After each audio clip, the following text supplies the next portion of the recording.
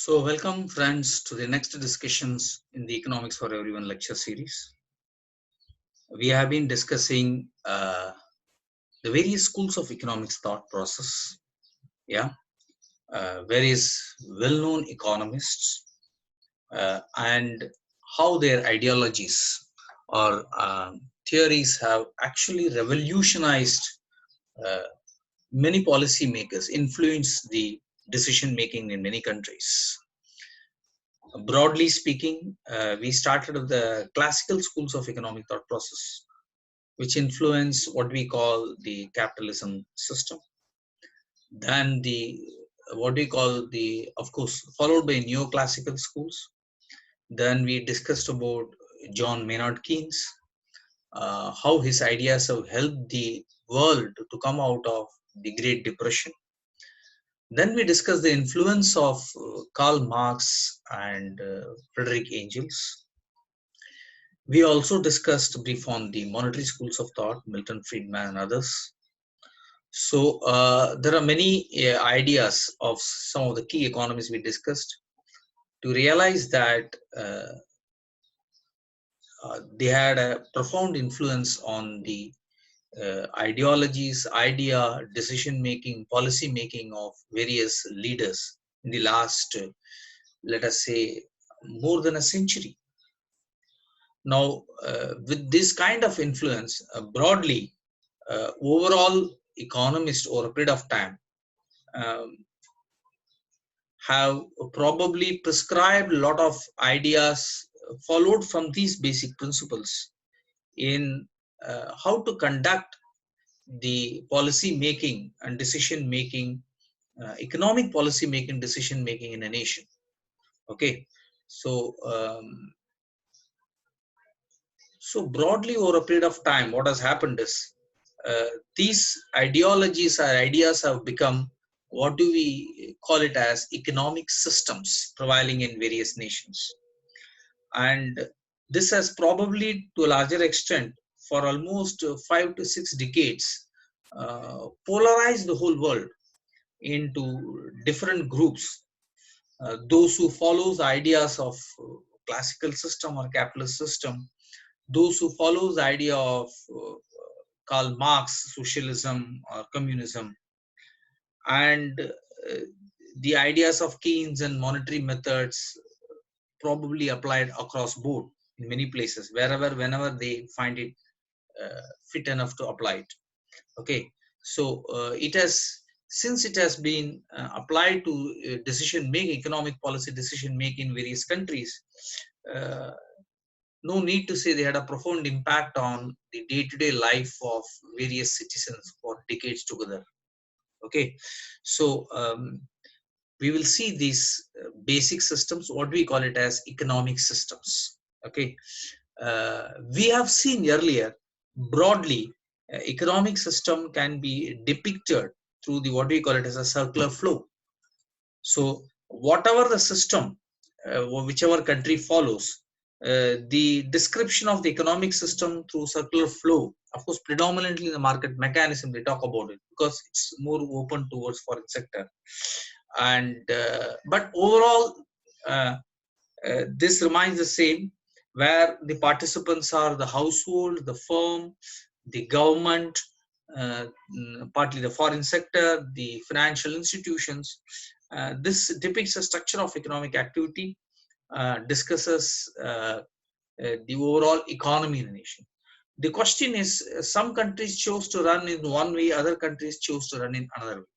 Okay, and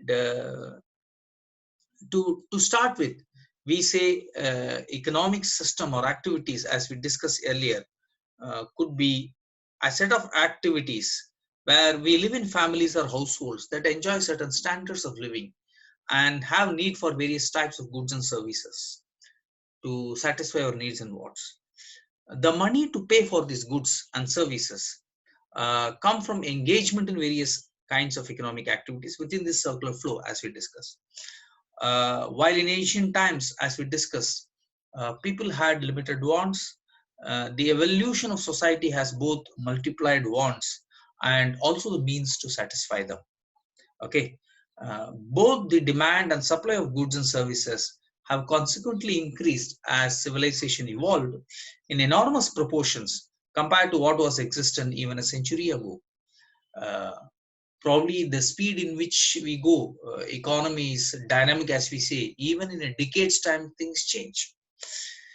Millions are today engaged in business, industry, and professions. These are your engineers, doctors, manufacturing workers, farmers, traders, and so on what we call it as economic system. Okay, I've just given a brief of much more explanation of one example we discussed. Uh, any activity, for example, here we were shown a production of an automobile activity. Now, a creation of how an automobile actually creates a lot of activity. This is one example. So how one what is exchange of automobile, purchase and sale of automobile, like say a four-wheeler car, together with its sale, it creates business for various industries, creates enormous amount of economic activity. Like when a car is sold, you sell a steel, you sell a paint, you sell a engine, you sell a glass. There are so many things, so many industries. Similar to many other industries, which each parts of industry derive their demand from other industry. You take it construction, you take textiles, you take any business, infrastructure, everything. So this is how the economic activity generates. As we discussed in the circular flow earlier, various factors provide their contributions and get their reward for them.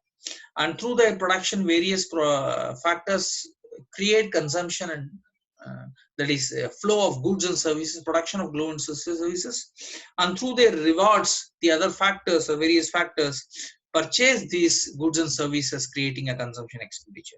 This circle keeps on going, facilitated and regulated by the activities of government and the activities of financial system, the interaction of people and interaction of firms and household with the foreign sector.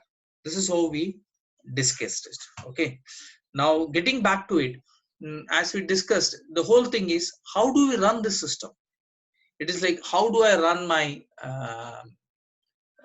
let us say for an analogy, how do I run my watch? A watch, the purpose is same, but do I buy a sort of normal watch? Do I buy a digital watch? Do I buy a special watch which is run by some software?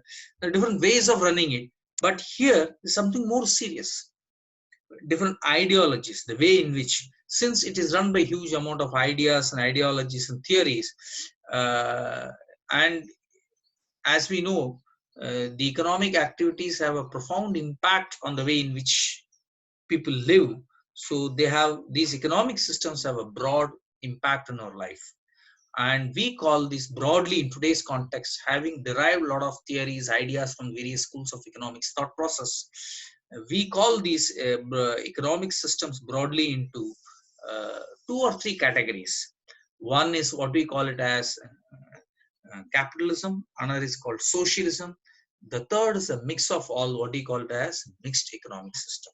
Okay, we'll discuss when we meet next time. Thank you.